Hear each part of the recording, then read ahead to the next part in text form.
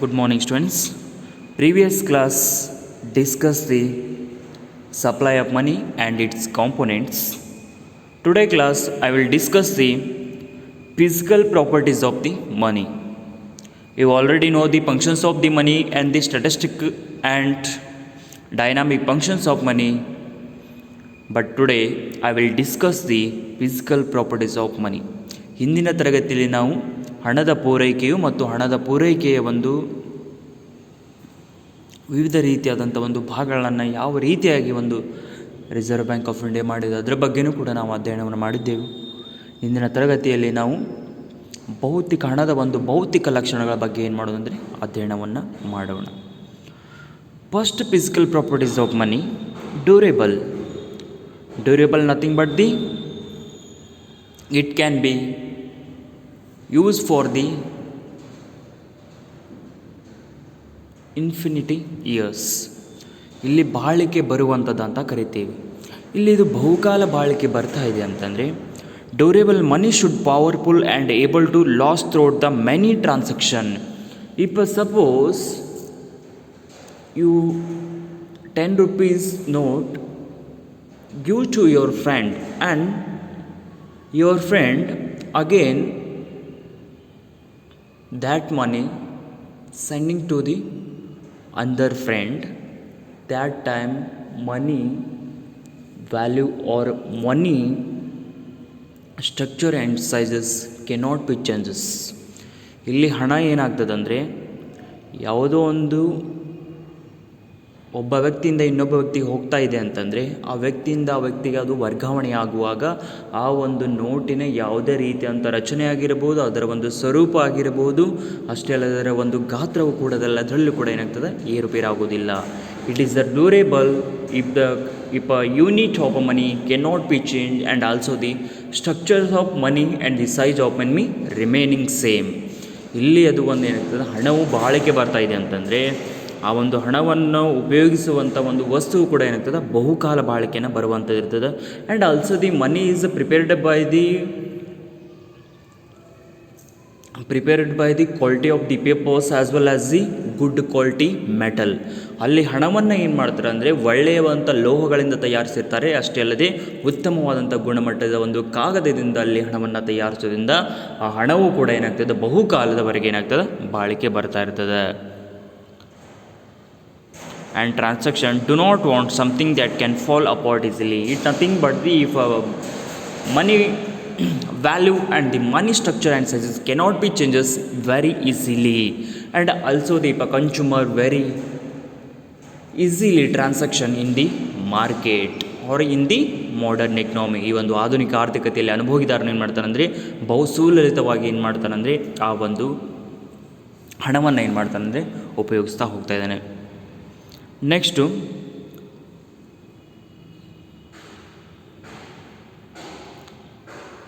ಪೋರ್ಟೆಬಿಲಿಟಿ nothing but if the money can transfer from 1+2 another place very easily. ಇಲ್ಲಿ ಏನಾಗ್ತದೆ ಅಂದರೆ ಹಣವನ್ನು ಸುಲಭವಾಗಿ ಸಾಗಿಸ್ತಾ ಇರೋದು. ಪೋರ್ಟೆಬಿಲಿಟಿ ಅಂದರೆ ಅಂತ ಹಣವನ್ನು ಸುಲಭವಾಗಿ ಸಾಗಿಸ್ತಾ ಇರೋದು. If the suppose money want one person, he can also able to get the another type of money. Nothing but the suppose he get the money in the form of the draft, in the form of the treasury bills. These are the form of the monies. ಇಲ್ಲಿ ಹಣವನ್ನು ಏನಾಗ್ತದೆ ಅಂದರೆ ವಿವಿಧ ರೂಪದಲ್ಲಿ ಕೂಡ ಅನುಭೋಗಿದಾರನ್ನು ಬಯಸ್ತಾ ಇರ್ತಾನೆ. ಅಷ್ಟೇ ಅಲ್ಲದೆ ಇಲ್ಲಿ ಏನಾಗ್ತಂದರೆ ಹಣವನ್ನು ನಾವು ಕೂಡ ಏನು ಮಾಡ್ಬೋದು ಅಂದರೆ ಅಗ್ರಿ ಈಸಿಯಾಗಿ sometimes money can be easily transfer to be a small light and easy to carry paper money in the one place to another place or the one person to another person. ಇಲ್ಲಿ ಏನಾಗ್ತದೆ ಹಣವನ್ನು ನಾವು ಬಹು ಸುಲಭವಾಗಿ ಏನು ಮಾಡೋದು ಅಂದರೆ ಒಂದು ಸ್ಥಳದಿಂದ ಇನ್ನೊಂದು ಸ್ಥಳಕ್ಕೆ ಅಥವಾ ಒಂದು ವ್ಯಕ್ತಿಯಿಂದ ಇನ್ನೊಬ್ಬ ವ್ಯಕ್ತಿಗೆ ಏನು ಮಾಡ್ತಾರೆ ಸರಳವಾಗಿ ಏನು ಮಾಡೋದು ಅಂದರೆ ವರ್ಗಾವಣೆಯನ್ನು ಮಾಡ್ಬೋದು. Suppose if a person going to their native place, that time he can carry the money but not carry the things. ಏನು ಮಾಡ್ತಾನೆ ಅಂದರೆ ಒಬ್ಬ ವ್ಯಕ್ತಿ ತಾನಿರುವಂಥ ಊರಿಗೆ ಹೋಗ್ತಿರ್ತಾನೆ. ಅವನು ತಾನಿರಿಂದ ಊರಿಗೆ ಹೋದಾಗ ಏನಾಗ್ತದೆ ಅಂದರೆ ಅವನು ಕೆಲವೊಂದಿಷ್ಟು ವಸ್ತುಗಳನ್ನು ತರಬೇಕಾಗ್ತದೆ. ಅವನು ವಸ್ತುಗಳನ್ನು ತರುವ ಬದಲಾಗಿ ಏನು ಮಾಡ್ತಾನೆ, ಹಣವನ್ನು ತರಿತಾ ಇದ್ದಾನೆ. ಅದಕ್ಕಾಗಿ ಹಣ ಅನ್ನೋದು ಕೂಡ ಬಹು ಸುಲಭವಾಗಿ ನಾವು ಏನು ಮಾಡ್ಬೋದು ಅಂದರೆ ಆ ಒಂದು ಹಣವನ್ನು ಏನು ಮಾಡೋದು, ಒಂದು ಸ್ಥಳದಿಂದ ಇನ್ನೊಂದು ಸ್ಥಳಕ್ಕೆ ಏನಾಗುತ್ತೆ ಸಾಗಿಸ್ತಾ ಇರ್ತೇವೆ. And divisibility nothing but if money can be easily divided, if you cannot facing any difficulties in the time of the divisibility of the money.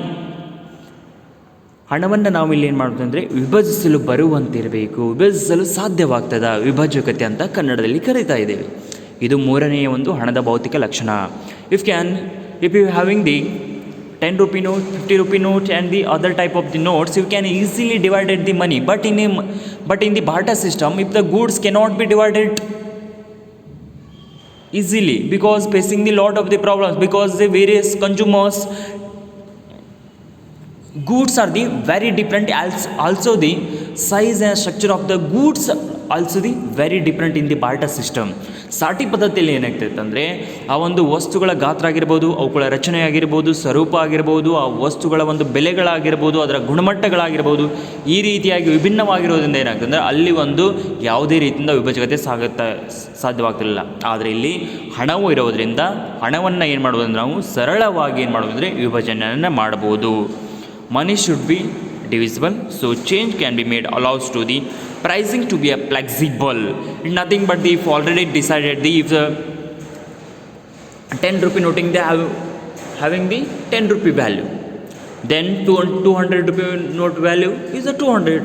It already decided the value of the money. But in the barter system, if the value of the goods cannot be decided, because ಇದು depend upon the persons, ಅಲ್ಲಿ ವ್ಯಕ್ತಿಗಳ ಆಧಾರದ ಮೇಲೆ ಏನಾಗ್ತದೆ ಆ ಒಂದು ವಸ್ತುಗಳ ಒಂದು ಮೌಲ್ಯ ನಿರ್ಧಾರವಾಗ್ತಿತ್ತು. ಬಟ್ ಇಲ್ಲಿ ಏನಾಗ್ತದೆ ಅಂದರೆ if already decided the reserve bank of India the value of the every currencies, ಪ್ರತಿಯೊಂದು ನಾಣ್ಯಗಳ ಒಂದು ಗುಣಮಟ್ಟವನ್ನು, ಪ್ರತಿಯೊಂದು ವಸ್ತುಗಳ ಒಂದು ಮೌಲ್ಯವನ್ನು ಏನು ಮಾಡ್ತಾರೆ, ವಸ್ತುಗಳಲ್ಲ, ಇಲ್ಲಿ ಹಣಗಳ ಮೌಲ್ಯವನ್ನು ಏನು ಮಾಡ್ತಾರೆ ಅಂದರೆ ನಮ್ಮ ಒಂದು ದೇಶದ ಒಂದು ಕೇಂದ್ರ ಬ್ಯಾಂಕ್ ಏನು ಮಾಡ್ತಾರೆ, ನಿರ್ಧಾರ ಮಾಡ್ತಾರೆ. That's why if the money can easily divisibility nothing but the if the money can divided very easily in the economy, ಆರ್ಥಿಕತೆಯಲ್ಲಿ ಹಣವನ್ನು ನಾವು ಸುಲಭವಾಗಿ ಏನು ಮಾಡ್ಬೋದು ಅಂದರೆ ವಿಭಜನೆಯನ್ನು ಮಾಡ್ಬೋದು. Next ಇನ್ಫಾರ್ಮಿಟಿ, ಏಕರೂಪತೆ. If the money should have features and markings that make it recognize the distinct size and the shape it make. If the money can be informity because they already decided and giving the one structure and the size to the money. ಇಲ್ಲಿ ಏನಾಗ್ತದೆ ಅಂದರೆ ಹಣವನ್ನು ಇರ್ತದೆ ಏಕರೂಪತೆಯನ್ನು ಹೊಂದಿರ್ತದೆ. Uniformity nothing but the if a currency value is different but size and the structures are cannot be changes. If the 10 rupee notes or 10 rupee notes, size, structure and value can same, and also 200 note rupees value, structure and size also same. That's why if the money can be informity in the economy, that's if they cannot be changes, and also the money should have the various features like the money should be acceptable the anything and various structures having the money, and also the marking nothing but the value of the money. If suppose if the 10 rupee note where find out if some of the markings are mentioned in the notes. ಇಲ್ಲಿ ನಾವು 10 ರೂಪಾಯಿ ನೋಟುಗಳನ್ನು ನೋಡ್ತಾ ಇದ್ದೇವೆ ಅಂದರೆ reserve bank of India ಏನು ಮಾಡ್ತದೆ, ಕೆಲವೊಂದಿಷ್ಟು ಏನು ಮಾಡ್ತದೆ ಅಂತಂದರೆ ಅದರಲ್ಲಿ ಚಿಹ್ನೆಗಳನ್ನು, ಸೂಚಾಂಕಗಳನ್ನು ಅಥವಾ ವಿವಿಧ ರೀತಿಯಂಥ ಸಂಕೇತಗಳ ಮುಖಾಂತರ ನಾವೇನು ಮಾಡೋದು ಅಂದರೆ ಅದು ಕೇಂದ್ರ bank, reserve bank of India ಏನು ಮಾಡೋದು ಅದನ್ನು ಪ್ರಿಂಟ್ ಮಾಡೈತೆ ಅಂತ ಏನು ಮಾಡ್ತಾರೆ, ಈಸಿಯಾಗಿ ನಾವು ಅದನ್ನು ಫೈಂಡ್ ಔಟ್ ಮಾಡ್ಬೋದು. And limited supply.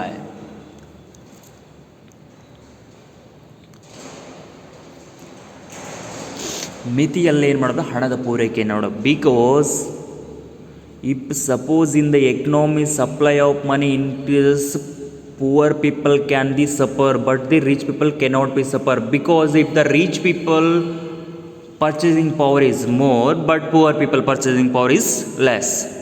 That's why It's a limited supply of money is the very important in the economy. If suppose supply of money increase in the economy, suddenly Reserve Bank of India decided the increasing the bank rate, as well as the people's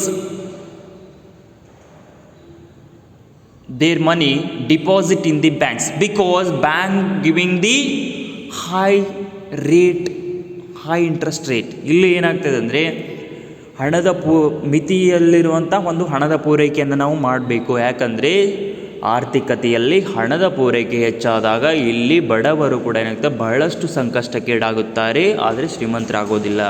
ಅದಕ್ಕಾಗಿ ಇಲ್ಲಿ ಏನಾಗ್ತದೆ ಅಂದರೆ reserve bank of India ತಾನು ಬಡ್ಡಿ ದರವನ್ನು ನಿರ್ಧಾರ ಮಾಡಿಕೊಂಡು ಆ ಬಡ್ಡಿ ದರವನ್ನು ಹೆಚ್ಚಿಗೆ ಮಾಡಿ ಆ ಜನರು ಕೂಡ ತಮ್ಮಲ್ಲಿರುವಂಥ ಹಣವನ್ನು ಬ್ಯಾಂಕ್ನಲ್ಲಿ ಇಡಬೇಕಂತ ಏನು ಮಾಡ್ತದ್ದು, ಬಡ್ಡಿ ದರವನ್ನು ಹೆಚ್ಚಾಗಿ ಮಾಡ್ತದೆ. ಅವಾಗ ಏನಾಗ್ತದೆ ಅಂದರೆ ಆರ್ಥಿಕತೆಯಲ್ಲಿ ಹಣದ ಪೂರೈಕೆ ಏನಾಗ್ತದೆ ಕಡಿಮೆ ಆಗ್ತದೆ. ಈ ರೀತಿಯಾಗಿ ಕೂಡ ಇರ್ತದೆ.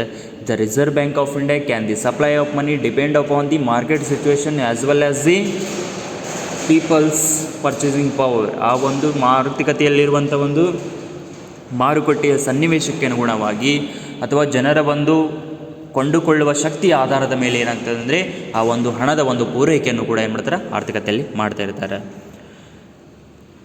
Limited supply means that the restriction on the amount of money in the circulation ensure that the values remain relatively constant for the currency.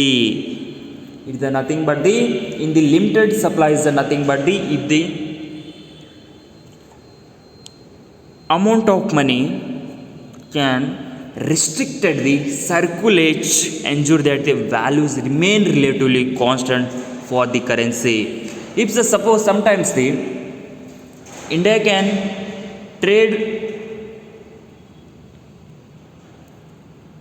to the Pakistan country, that time currency can be changed, but in the time of the inflation, if the money supply cannot be increased, that's why value of the currency remaining constant. That's why if the money can also supply is a very minimum in the economy, suppose increase in the increase supply of money in the economy, if the poor peoples are the lot of the suffer and he cannot fulfill their fundamental needs. ಇಲ್ಲಿ ಏನಾಗ್ತಾಯಿದೆ ಅಂದರೆ ಅನಪ್ರಸರಣಕ್ಕೆ ಅನುಗುಣವಾಗಿ ಏನು ಮಾಡಬೇಕಂದ್ರೆ ಹಣದ ಒಂದು ಪೂರೈಕೆಯನ್ನು ಹೆಚ್ಚು ಮಾಡಬೇಕು. ಅಷ್ಟೇ ಅಲ್ಲದೆ ಕೆಲವೊಂದಿಷ್ಟು ಕಟ್ಟುನಿಟ್ಟಿನ ಒಂದು ಕ್ರಮಗಳನ್ನು ಕೈಗೊಂಡು ಮಾರುಕಟ್ಟೆಯಲ್ಲಿ ಹಣದ ಒಂದು ಪೂರೈಕೆಯನ್ನು ಮಾಡಬೇಕು. ಅಷ್ಟೇ ಅಲ್ಲದೆ ಇಲ್ಲಿ ನಾವು ಅಂತಾರಾಷ್ಟ್ರೀಯ ವ್ಯಾಪಾರ ಮತ್ತು ವಿದೇಶಿ ವ್ಯಾಪಾರ ವಿನಿಮಯ ಇರೋದರಿಂದ ನಮ್ಮ ದೇಶದ ಕರೆನ್ಸಿಯನ್ನು ಬೇರೆ ದೇಶದ ಒಂದು ಕರೆನ್ಸಿಯೊಂದಿಗೆ ಇಲ್ಲಿ ಬದಲಾವಣೆ ಮಾಡುವಾಗ ಕೂಡ ಇರ್ತದೆ ಹಲವಾರು ರೀತಿಯ ಸಮಸ್ಯೆಗಳನ್ನ ಎದುರಿಸ. ಆದರೆ ಇಂದು ಅನುಪಸ್ಥಾನ ಸಮಯದಲ್ಲಿ ಕೂಡ ಏನಾಗ್ತದೆ ಆ ಒಂದು ಹಣದ ಒಂದು ಮೌಲ್ಯವು ಕೂಡ ಏನಾಗ್ತದೆ ಅಂದರೆ ಸ್ಥಿರವಾಗಿರ್ತದೆ. The responsibility for the maintenance the adopted money supply falls on the central bank of the country. If the responsibility for the maintaining the adequacy of the money nothing but the if the quantity of the money it that depend upon the central bank of our country. ನಮ್ಮ ದೇಶದ ಒಂದು ಕೇಂದ್ರ bank ಆಗಿರುವಂಥ reserve bank of ಇಂಡಿಯಾದ ಒಂದು ನಿಯಮಗಳಿಗೆ ಅನುಗುಣವಾಗಿ ಏನಿರ್ತದೆ ಅಂದರೆ ಆ ಒಂದು ಬ್ಯಾಂಕ್ಗಳು ಕಾರ್ಯನಿರ್ವಹಿಸ್ತದೆ. ಅಷ್ಟೇ ಅಲ್ಲದೆ ಇಲ್ಲಿ ಮಾರುಕಟ್ಟೆಯಲ್ಲಿ ಹೆಚ್ಚಿನವಾದಂಥ ಹಣದ ಪೂರೈಕೆಯು ಕೂಡ ಏನಾಗ್ತದೆ ಅಂದರೆ ಆ ಒಂದು ಮಾರುಕಟ್ಟೆಯ ಒಂದು ಆಧಾರದ ಮೇಲೆ ಏನಾಗ್ತದೆ ಅಂದರೆ ಡಿಸೈಡ್ ಆಗ್ತಾ ಇರ್ತದೆ. ನೆಕ್ಸ್ಟ್ ಎಕ್ಸೆಪ್ಟೆಬಿಲಿಟಿ ಇಲ್ಲಿ ಸ್ವೀಕಾರತೆ. The acceptability nothing but the every one must be able to use the money for the transaction. It is the one of the main features physical properties of the money. The acceptability is nothing but if the every man and the trade and businessman can